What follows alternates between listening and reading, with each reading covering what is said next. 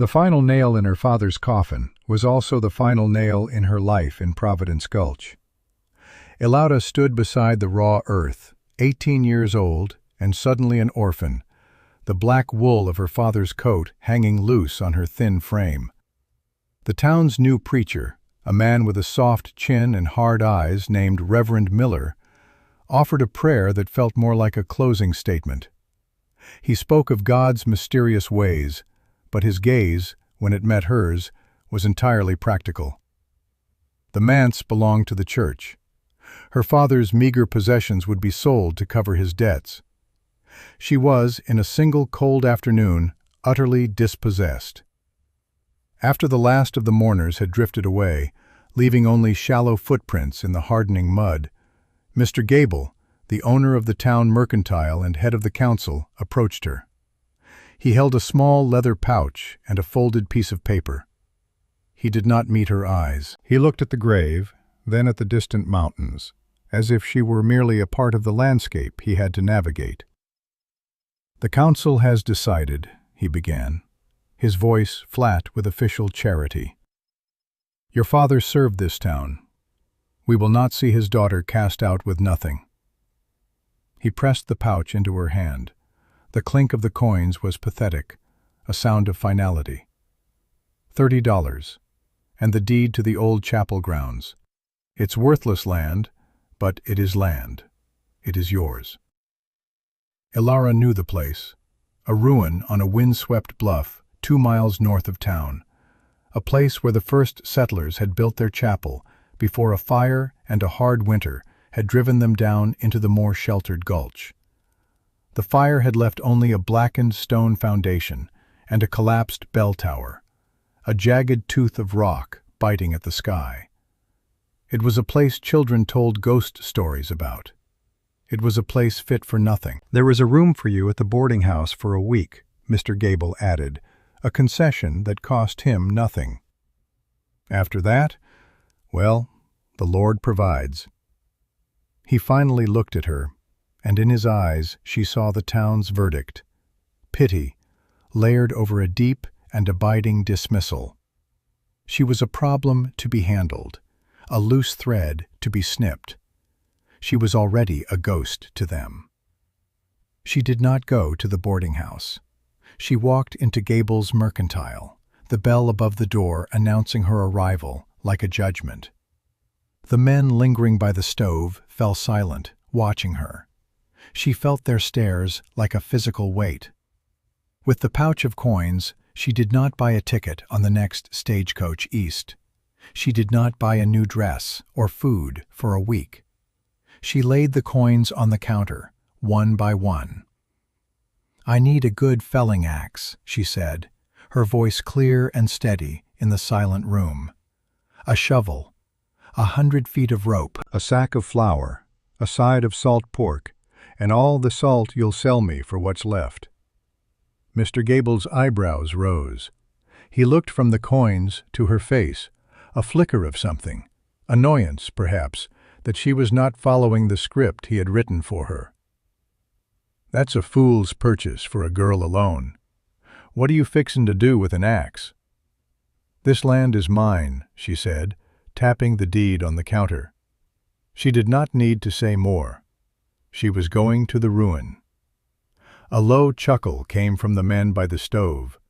The sound was not kind. It was the sound of a community confirming its own wisdom. They saw a foolish girl, blinded by grief, marching to her own demise. She saw the only path left open. She turned her back on their soft, warm world and walked toward the wilderness, the weight of the axe on her shoulder a strange and terrible comfort. The journey to the bluff was a battle against the wind. It was a living thing on that high ground, a relentless thief that stole the warmth from her skin and tried to tear the heavy supplies from her grasp. Her father's old hound, Silas, a creature of bone and loyalty, trotted at her heels, his head low against the gale. He was all she had left of her father's world, a silent, furry witness to her folly. When she finally reached the crest, The sight of the ruin almost broke her. It was worse than she remembered. The foundation was a broken square of blackened granite, choked with weeds, and the skeletal remains of fire-gutted timbers. The collapsed bell tower was a chaotic heap of stone and charred beams. The wind screamed through the empty windows, a desolate, lonely sound. There was no shelter here. There was only a grave marker for a forgotten hope. She sank to her knees, the heavy sack of flour dropping beside her. The cold of the earth seeped through her worn skirts, a deep and final chill. Mr. Gable was right. The town was right. This was worthless. This was a place to die. Despair, cold and sharp as a shard of glass, pierced the fragile armor of her resolve. Tears froze on her cheeks, and the wind whipped them away. Silas pushed his wet nose into her hand, whining softly, a question and a comfort in one. For a long moment, she let herself feel the utter hopelessness of it all. The world had cast her out, and this was her inheritance, a pile of rocks on a God-forsaken hill.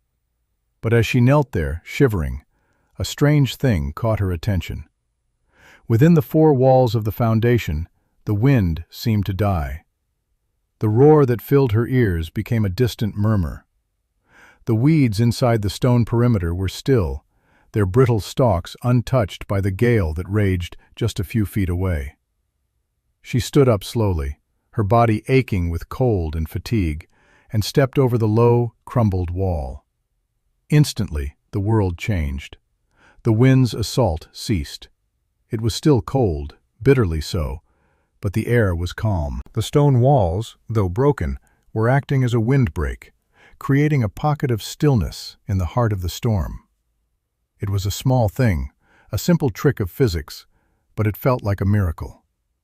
She walked deeper into the ruin, her boots crunching on charcoal and debris. In the center of the foundation was a dark, square hole, covered by a lattice of rotted planks. The entrance to the crypt. Her father had told her stories of it, the place where the first settlers buried their dead from that first terrible winter. Hesitantly, she pulled away the rotten wood. A wave of air rose to meet her, and she flinched back, expecting the stench of death. But there was no foul smell. Instead, the air was cold, but not biting. It was still, damp, and smelled of deep earth and stone. It felt different, warmer. The air coming out of the hole was measurably less cold than the air around her. She knelt at the edge, peering into the blackness, the thermal mass of the earth. The deep rock, insulated from the surface wind, held a constant, stable temperature. It held the memory of summer's heat long into the winter. A single, impossible thought sparked in the darkness of her despair. This was not a grave. It was a basement. It was a cellar. It was 3 walls and a roof, already built by the earth itself. The town saw a ruin, a monument to failure. She was beginning to see a foundation. The despair did not vanish, but it receded, replaced by a grim, back-breaking resolve. The town was wrong. The first task was to clear the entrance. The rotted planks were easy enough, but years of debris had washed into the opening. She used the shovel, her hands soft and unaccustomed to the work. Within an hour, blisters had risen on her palms. Within 2, they had broken, leaving the skin raw and weeping. The pain was a sharp, constant fire, but she ignored it, focusing on the rhythm of the work. Dig, lift, toss. The pile of dirt and rock grew beside the hole. Silas watched her, a silent sentinel, occasionally sniffing at a root she unearthed. By dusk, she had cleared a narrow set of stone steps leading down into the darkness. She was exhausted, her muscles screaming in protest. Her hands were a mess of blood and dirt. She wrapped them in strips of cloth torn from her petticoat, the fabric quickly staining red. She ate a piece of salt pork, the fat and salt a welcome shock to her system, and drank from her canteen. She had no light, no way to explore the crypt yet. That night, she built a small fire in the lee of the tallest remaining wall, using the driest of the rotted timbers she had cleared. She huddled close to it, wrapped in her father's coat, with Silas pressed against her back. The wind howled over the walls, a predator circling its prey. But inside her small sanctuary of stone, it could not touch her. She watched the flames devour the wood, the only spot of warmth and light for miles, and felt a sliver of pride. It was a small victory, but it was hers. She had survived the first day. The next morning, she began the real work. Using the rope, she fashioned a crude torch from a branch and a rag soaked in pork fat. Holding it aloft, she descended the stone steps. The crypt was larger than she had imagined. It was a single, rectangular room, perhaps 20 feet by 30, with a low, arched ceiling of fitted stone. The air was cool and still. Along one wall were 3 stone shelves, empty and clean. The final resting places of the first dead had long since been moved to the new cemetery in the gulch. In the far corner, she found the second miracle. A stone-lined well, perfectly circular, its water so clear she could see the smooth stones at the bottom. A seep from an underground spring. It was clean, untainted, and, most importantly, it would not freeze. Water was life, and here it was, protected from the worst of the winter. She drank deeply, the water so cold it made her teeth ache. It was the best thing she had ever tasted. Her shelter would not be the ruin above, but this stone room below. The first step was to make it secure. The entrance was a gaping hole to the sky. She needed a roof. This began the most brutal labor of her life. Using the axe, she felled the young, slender pines that grew in a thicket on the sheltered side of the bluff.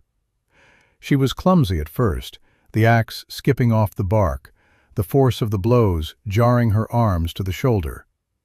But she learned. She learned to read the grain, to strike at an angle, to let the weight of a tool do the work.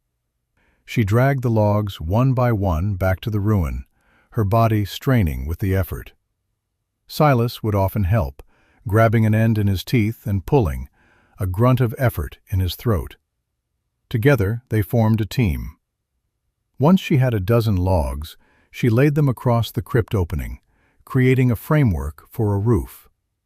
Then came the stone. She hauled rocks from the collapsed bell tower, each one a dead weight that tore at her raw hands and strained her back. She wedged them between the logs, filling the gaps. It was slow, agonizing work. Days blurred into a cycle of chopping, hauling, and lifting. She grew leaner, her body hardening into new shapes. The soft girl from the manse was being stripped away, replaced by something tougher, forged in cold and labor.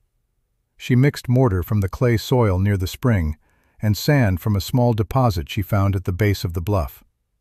She packed it into the gaps between the stones, her fingers raw and caked with mud. She left a small, square hole in the center of her new roof, over which she built a heavy wooden trapdoor, her first real piece of carpentry. It was crude, but it was strong. When she finally pulled it shut for the first time, plunging the crypt into near total darkness, the silence was absolute. She was sealed in. She was safe. The next system was heat. A fire in the enclosed space would suffocate her. But as she explored the ruin above, she noticed the structure of the collapsed bell tower. It had fallen inward, creating a massive, deep pile of stone against the northern wall of the foundation. At its base, there was a small, cavern-like opening. Investigating, she found that the tower's internal structure had created a natural flue, a jagged tunnel of rock that snaked its way up through the rubble pile, venting 30 feet above the ground. At the base of this rubble pile, inside the foundation walls, she built her hearth. She used the largest, flattest stones, creating a deep firebox that backed directly against the mass of the fallen tower. The stone would absorb the heat of the fire, becoming a massive thermal battery, radiating warmth long after the flames died down. When she lit the first fire, she held her breath, praying the smoke would draw. A few wisps curled into the crypt, but then, as the draft caught, the smoke rushed upward, disappearing into the rocky flue. It worked. The smoke rose from the top of the rubble pile, a thin, almost invisible plume that was quickly torn apart by the wind. From the valley below, her fire would be completely hidden. With shelter, water, and heat secured, she turned her attention to food. The salt pork and flour would not last forever. She needed a way to sustain herself. The time came for her to return to Providence Gulch. She washed in the icy well water, put on her one clean dress, and walked the 2 miles back to town, Silas trotting faithfully beside her. Her appearance in Gable's Mercantile caused an immediate silence. She was thinner, her face weathered by wind and sun, her hands calloused and scarred. She did not look like the preacher's daughter anymore. She looked like something wild. She ignored the stairs and walked to the counter. "Mr. Gable," she said, her voice steady. She placed a small stack of coins on the wood. It was almost all she had left.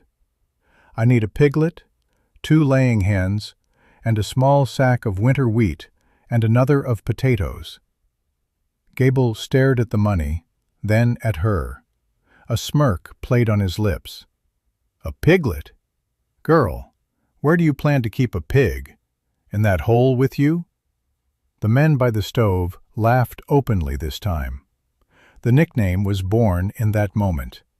They started calling her the Cave Girl of Providence Gulch. "I'll build a pen," she said, her face a mask of neutrality. "Are you selling or not?"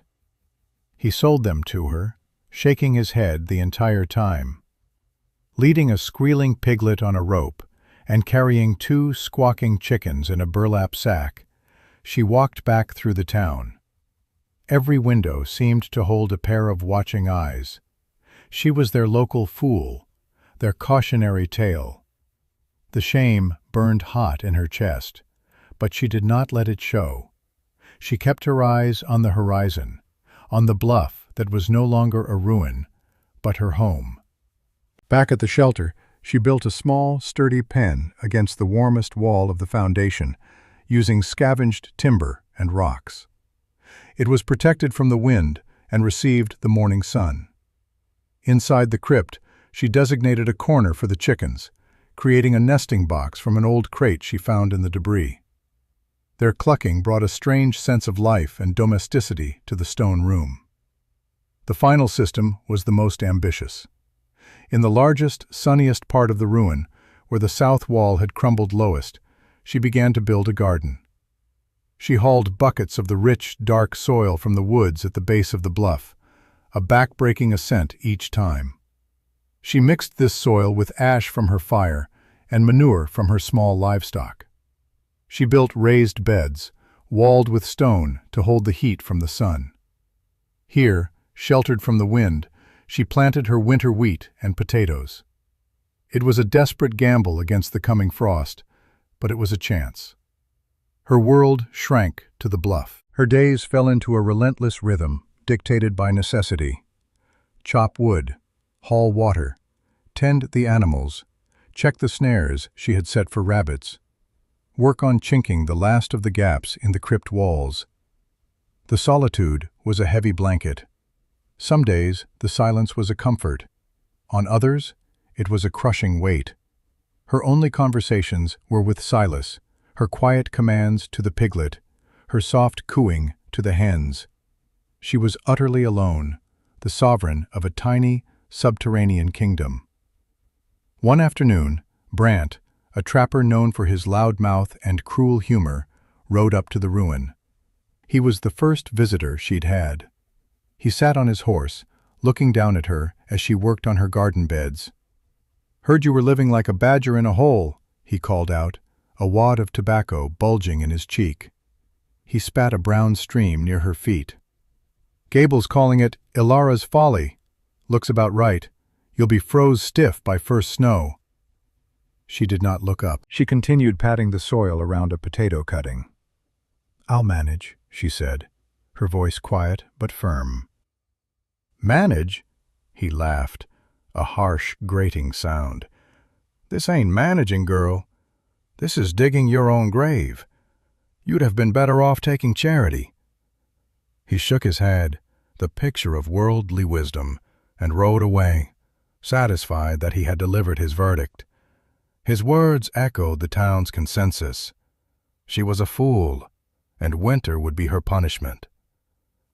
As autumn deepened, the world turned brittle and graying. The first frosts silvered the ground in the mornings. Her small crop of wheat grew pale and thin, but it grew. Her potatoes, insulated in their raised beds, were thriving. She harvested them, her hands digging into the cold soil to pull out the firm, earthy tubers. It felt like digging for treasure. She stored them in a corner of the crypt, where the cool, stable temperature would keep them for months. The hens began to lay, and the sight of the first small, perfect brown egg in the nesting box felt like a profound victory. Before the deep winter set in, a smaller storm came, a test of her systems. 3 days of freezing rain lashed the bluff. The wind howled like a hungry wolf.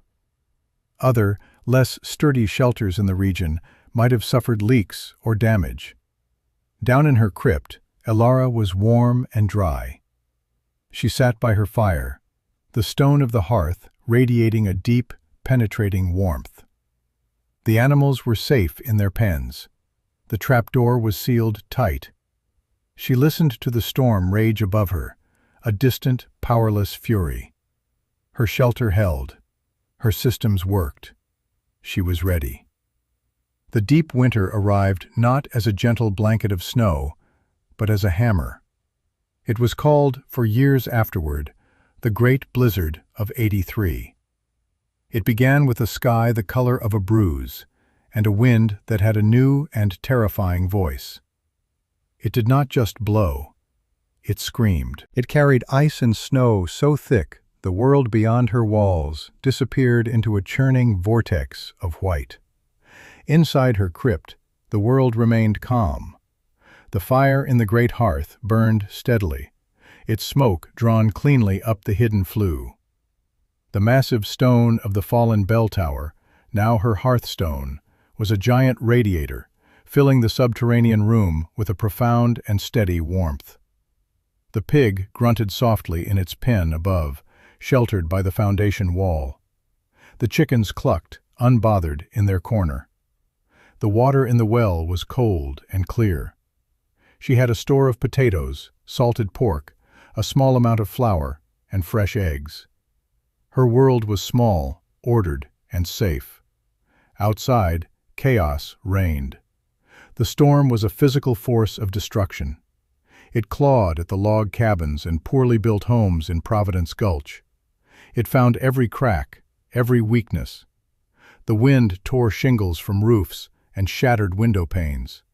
Snow drifted up against doors, trapping families inside. The sheer, unrelenting cold was a weapon, seeping through log walls and wooden floors. The town's confidence, built on the assumption that their methods were sound, began to crack. In Mr. Gable's well-appointed house, the largest in the Gulch, the fire roared in the main hearth, but it was a losing battle. The wind hammered at the windows, and cold drafts snaked across the floorboards. His youngest daughter, Sarah, lay in bed, her breathing shallow and ragged, a fever burning through her. They had run out of her medicine 2 days ago, and the doctor was miles away, on the other side of the impassable storm. Their firewood, stacked high only a week ago, was dwindling at an alarming rate. The town's infrastructure was failing. The meeting hall's roof had partially collapsed under the weight of the snow. Several families had lost their livestock, the animals frozen in their barns.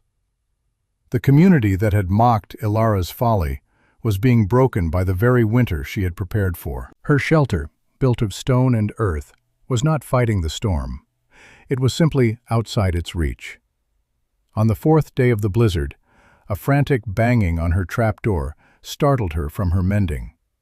It was a sound so alien in her silent world that she froze, her needle poised in midair. Silas sprang to his feet, a low growl rumbling in his chest. The banging came again, weaker this time, accompanied by a desperate, muffled cry.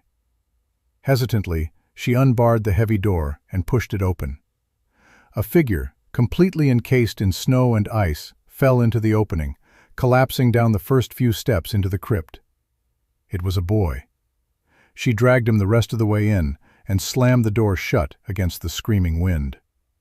She pulled back the ice-caked hood to reveal the face of Thomas, Mr. Gable's teenage son. His face was pale blue with cold, his lips cracked and bleeding. He was half frozen and barely conscious. "My sister," he gasped, his teeth chattering uncontrollably. "Sarah, she's sick. The fever. Father sent me for the doctor. Got lost." His words dissolved into shivers. Ilara's mind raced. This was the son of the man who had led the chorus of mockery against her. This was the boy who had likely laughed with his friends about the cave girl. A bitter, cold anger coiled in her stomach. It would be so easy to simply tend to the boy, to keep her warmth and her resources for herself. They had cast her out. They had left her for dead. Why should she risk herself for them now? She looked at the boy, shivering violently on her floor, and saw not the son of her tormentor, but a child on the brink of death. She thought of his sister, burning with fever in a cold house. The moral choice was stark, presented to her not as a question, but as a command from a part of herself she had inherited from her preacher father. She could not let them die, not if she could help it. Her decision was made in an instant. Her actions flowed from it, swift and sure. She stripped the boy of his frozen outer clothes and wrapped him in the warmest blankets she had, placing him near the hearth. She ladled hot broth from the pot simmering over the fire and forced him to drink it, spoonful by spoonful. As warmth slowly returned to his limbs, she began to prepare. She loaded a small, sturdy sled she had built from scavenged wood. She piled it with dry, split pine logs, fuel that would burn hot and fast. She wrapped precious potatoes in sackcloth. She filled a large flask with the rest of the hot broth. She took blankets, her own, knowing she would be colder for their absence. It was a significant portion of her carefully rationed supplies, a gamble on the future. Thomas, now lucid, watched her with wide, disbelieving eyes. "What are you doing?" "Your father's house is cold," she said simply. "Your sister needs warmth." She turned to Silas, who was watching her every move, his intelligent eyes understanding the gravity of the moment. "Silas, find the way. Find the way home." She harnessed the hound to the front of the sled, wrapped herself in every layer she owned, and opened the trap door. The storm hit her like a physical blow, an explosion of white and sound. The world was a maelstrom, but Silas, his nose to the ground, immediately found the boy's faint trail. He pulled, and Ilara pushed, and together they plunged into the heart of the blizzard, a tiny, defiant expedition of three, a woman, a dog, and a sled full of hope, venturing out from the only warm room for miles to save the people who had scorned her. The journey back to Providence Gulch was a nightmare of ice and wind. Ilara kept her head down, her world reduced to the back of the sled and the gray shape of Silas straining in the harness ahead. The wind tried to rip the breath from her lungs, and the cold was a physical pain, 1,000 needles stabbing at her exposed skin. More than once she stumbled and fell, the snow devouring her, and only the dog's insistent barking and the thought of the sick child kept her moving. When they finally saw the faint, flickering light of the gable house. It was less a beacon and more a dying ember. She pushed the door open without knocking and stumbled inside. The scene was one of quiet desperation. Mr. Gable and his wife were huddled together under a pile of blankets near a hearth that held only pale, gray ashes. The cold in the room was almost as bitter as it was outside. In a small bed in the corner, the child, Sarah, was a frail lump, her breathing a faint, rattling sound. Mr. Gable looked up, his face a mask of shock and disbelief. He saw the snow-caked figure of the girl he had dismissed, the girl his town had mocked, standing in his doorway like an avenging angel, a sled full of firewood behind her. He was speechless. Elara did not wait for an invitation. She strode to the hearth, dumped the firewood onto the cold stones, and with practiced efficiency built a fire. The dry pine caught quickly, and a blessed wave of heat began to push back the killing cold. She handed the flask of broth to Mistress Gable. "For the child," she said. Her voice was raw from the wind. As the fire roared to life and warmth began to seep back into the room, Mr. Gable finally found his voice. He walked toward her, his eyes wide, taking in her weathered face, her determined stance, the quiet competence that radiated from her. He looked at the firewood, the potatoes, the blankets she had brought. He looked at the girl he had sent to a worthless ruin, a girl who should have been dead, and saw that she was more alive, more prepared than anyone in his comfortable, civilized town. We thought our boy was lost," he stammered, his gaze shifting from Elara to his son, who had followed her back and now stood exhausted by the door. "We thought he was dead." "He found me," Elara said simply. There was no triumph in her voice, no hint of accusation. She was stating a fact. She had done what was necessary. Later, after the child had taken some broth and her breathing had eased, Mr. Gable insisted on accompanying Elara back to her shelter to ensure she was safe. He could not bear the thought of her facing the storm alone again. When she pushed open the trap-door and led him down the stone steps, the man stopped dead, his mouth falling open in astonishment. The wave of warmth that greeted him was the first shock. It was not the scorching, dry heat of a stove, but a deep, radiant warmth that seemed to come from the very stones. The air was filled with the smell of wood smoke, damp earth, and cooking food. A fire burned merrily in the massive stone hearth. In one corner, 2 chickens clucked in a clean bed of straw. He saw the neat stack of potatoes, the side of pork hanging from a hook, the shelves of preserved goods. He saw the impossible, a small patch of green shoots, her winter wheat, growing in a shallow box near the fire's glow. He saw the deep, clear well in the corner. He saw a home, a fortress, an ark. He turned to look at Elara, who was calmly adding a log to the fire. He saw the calloused hands, the steady eyes, the quiet strength. He saw a woman who had not just survived, but had triumphed through sheer force of will and ingenuity. The shame that washed over him was immense, a physical weight in his chest. "We called it Elara's Folly," he said, his voice thick with emotion. "The whole town did. We laughed about the girl digging in the dirt." He shook his head, his eyes scanning the warm, ordered room again.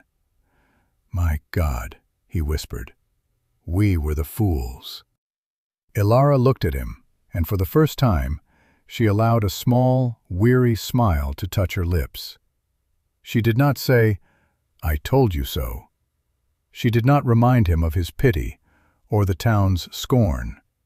She simply offered him a seat by the fire. "There is stew," she said. "Eat." In that moment, her grace was a far more powerful statement than any words of triumph could ever be. Her victory was not in being right. It was in her quiet, unshakable character. When the great blizzard finally broke, the story of what Ilara had done spread through Providence Gulch like a wildfire. It was a story told in hushed, awestruck tones in the mercantile, in the church, in the homes that were slowly thawing out. They spoke of the boy, Thomas, saved from the storm. They spoke of the sled of firewood that had saved the Gable family. And they spoke of the impossible shelter, the warm room under the earth that had weathered the storm as if it were a spring shower. The mockery stopped overnight. The nickname Cave Girl was never uttered again, except in tones of deep and profound respect. People began to make the trek up to the bluff, not to stare or to pity, but to learn. They came with questions, with offerings of trade, with humbled expressions. They saw her clever hearth, built against the thermal mass of the tower. They saw her protected well, her subterranean garden, her wind-proof animal pens. They saw a series of interconnected systems, born of desperation, but perfected by intelligence. Mr. Gable became her greatest advocate. He publicly admitted his foolishness and praised her foresight. He began retrofitting his own home with a stone-lined cellar and a more efficient hearth based on her designs. Others followed his lead. The very architecture of Providence Gulch began to change. People dug deeper, built with stone instead of just wood, and learned to respect the unforgiving power of the land. Ilara's folly had become Ilara's wisdom. She never moved back to the town. The bluff was her home, the place where she had forged herself. But she was no longer an outcast. She became a vital part of the community, trading her surplus vegetables, eggs, and smoked meats for things she could not make herself. Her shelter became a landmark, a testament to what one person could build when stripped of everything but their own resilience. Travelers passing through carried her story with them, and the legend of the woman who dug beneath a ruined church and built the only warm room for miles became a part of the territory's folklore. Years later, an older Ilara would often sit at the edge of her foundation walls in the evening, with Silas's descendant sleeping at her feet, and look down at the twinkling lights of Providence Gulch. She had built more than a shelter. She had built a life, on her own terms. She had faced injustice, despair, and the scorn of her peers, and had answered it not with bitterness, but with an axe, a shovel, and an unbreakable will. Her legacy was not written in a book or carved on a headstone. It was written in the stone cellars of the town below, in the wisp of smoke from a more efficient chimney, and in the quiet strength of a community that had learned a hard lesson about where true value lies, not in what is easy, but in what endures. If this story reminded you of the power of quiet resilience, share it with someone who believes in building a better world from the ground up. And follow for more historical stories of courage, survival, and the enduring strength of the human spirit.